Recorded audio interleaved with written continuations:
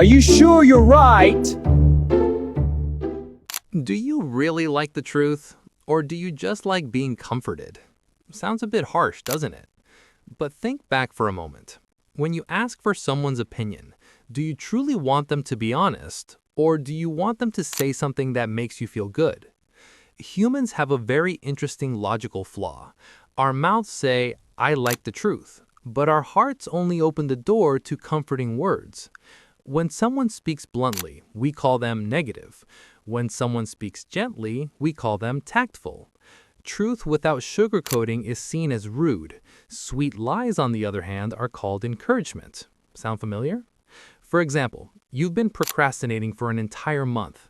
One person says, you're sabotaging your own future. You immediately feel annoyed. Another person says, it's okay, everyone gets tired sometimes, just take it slow. You nod, thinking that sounds reasonable. But next month, the deadline is still chasing you. The problem isn't that you hate the truth. You just hate the feeling of your ego being touched. Our brains are designed to protect us first. Right and wrong come later. They prioritize emotions over logic. That's why we tend to seek information that confirms what we already believe. We follow people who say what we like to hear. We befriend those who share our opinions. We call it good vibes. In reality, that's how we build a soundproof room that keeps the truth standing outside the door. So what's the logical flaw here? We think listening to the truth will help us improve, yet we unconsciously filter out the truths that make us uncomfortable. We want to grow, but we avoid blunt feedback. We want success, but we only listen to praise. It's like wanting to lose weight, but only watching videos that say, you can eat anything as long as you're happy. It sounds satisfying, and it's completely useless. So how do we fix this? First, distinguish between the truth and the way it's delivered. Some truths are correct, but poorly communicated. Don't reject the content just because you dislike the tone. Second, train yourself to ask, does this make me uncomfortable because it's wrong or because it's right? This question hurts, but it's valuable. And third, actively seek honest feedback. Choose someone honest enough to point out your flaws and caring enough not to tear you down. That's not the person who always makes you feel good. That's the person who helps you grow. And finally, remember, comfort helps you sleep well for one night. The truth helps you change your entire life. The question is, do you need a peaceful night's sleep or a better version of yourself? Do you love or are you afraid of being alone? It sounds a bit painful, doesn't it? But try to be honest for a moment. Do you miss that person? Or are you just afraid that at night no one will text you, have you gone to bed yet? We often label everything as love because it sounds nicer. But sometimes it's just panic at the thought of being alone with ourselves. This is a very human logic flaw. We think we choose someone because they are special, but in reality, we choose them because they fill an empty space. That empty space is called loneliness. Loneliness itself isn't scary. What's scary is how we do everything we can to avoid facing it. So we rush into love. We text all day, we meet constantly, we post overly sweet statuses, and we tell ourselves, I'm happy. But if that person is busy for just one day, suddenly our heart races and our mind creates 12 dramatic TV series scenarios, from cheating to being kidnapped. What kind of love is it if someone doesn't reply for 30 minutes and you're already drafting your emotional will? That's not love, that's emotional dependency. The logic error here is believing if I have a partner, I won't feel lonely anymore. But in reality, if you can't tolerate being alone, you will carry that loneliness straight into the relationship. And then you expect the other person to heal you, understand you, always be available, and fill every empty space. Sorry, they're your partner, not a universal power outlet. Even more ironically, we often choose someone based on this criterion. When I'm with them, I feel less empty. Sound familiar? Not I grow with them, not I learn something from them, just less bored. That means we're using another person like a temporary painkiller. But painkillers don't cure the root cause.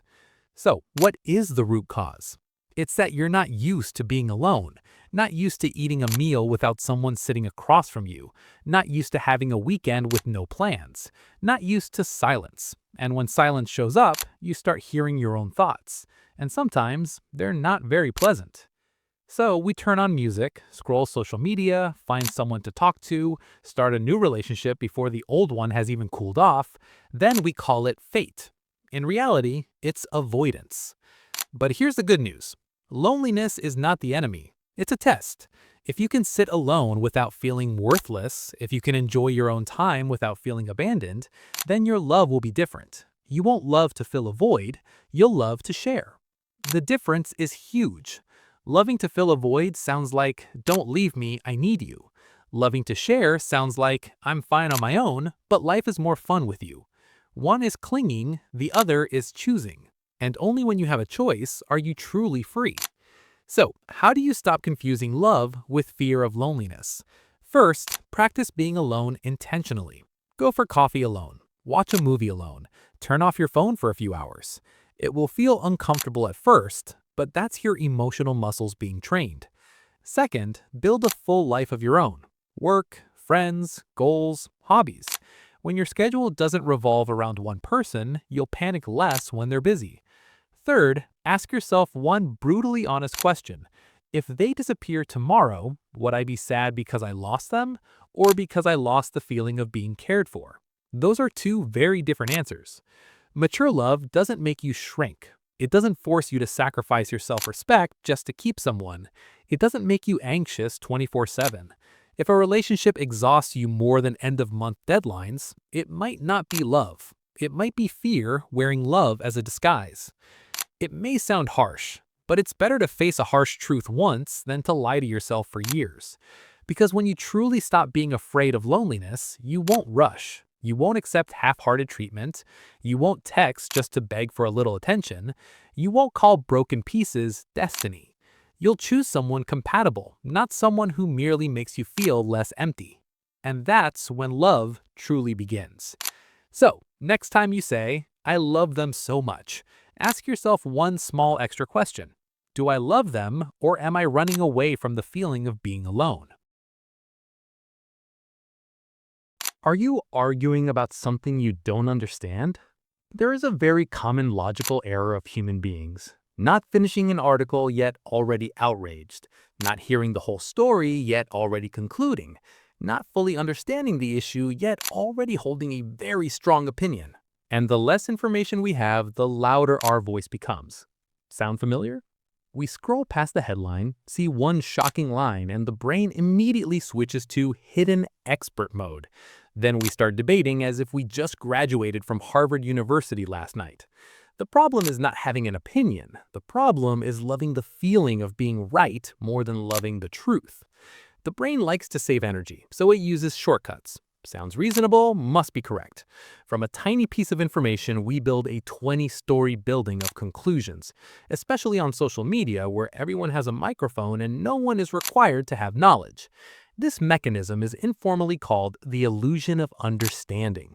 You think you understand because you're familiar with the words, but in reality, you're only familiar with the surface. Knowing the name of a dish does not mean you know how to cook it. Knowing a few psychological terms does not mean you understand people. Knowing a few success stories does not mean you understand business. But because we have heard about it before, we feel confident enough to judge. And when someone challenges us, we do not see it as a chance to learn more. We see it as a threat to our ego. The debate then shifts from seeking truth to protecting pride. The more we argue, the tighter we cling to our old viewpoint even when evidence hits us in the face. This is when emotion drives the car and reason is locked in the back seat. Ironically, the people who understand deeply often say, let me look into it more, while those who understand vaguely say, this is obvious. So how do we avoid this trap? First, build the habit of saying a very powerful sentence that can save you from many troubles. I don't know enough yet. It may sound weak, but it's actually the strength of someone who wants to grow. Second, before reacting, ask yourself, am I seeking the truth or am I protecting my ego? If the goal is to solve the problem, you will ask more questions instead of jumping to conclusions. Third, learn to distinguish between opinion and fact. An opinion is a perspective. A fact requires evidence. When you start demanding evidence for your own thoughts, you will notice yourself becoming much calmer. And finally, remember, not fully understanding yet speaking with absolute certainty does not make you smarter, it only makes you louder. So next time you are about to type a fiery comment, pause for 5 seconds. Ask again, have I really understood, or am I just in love with the feeling of being right?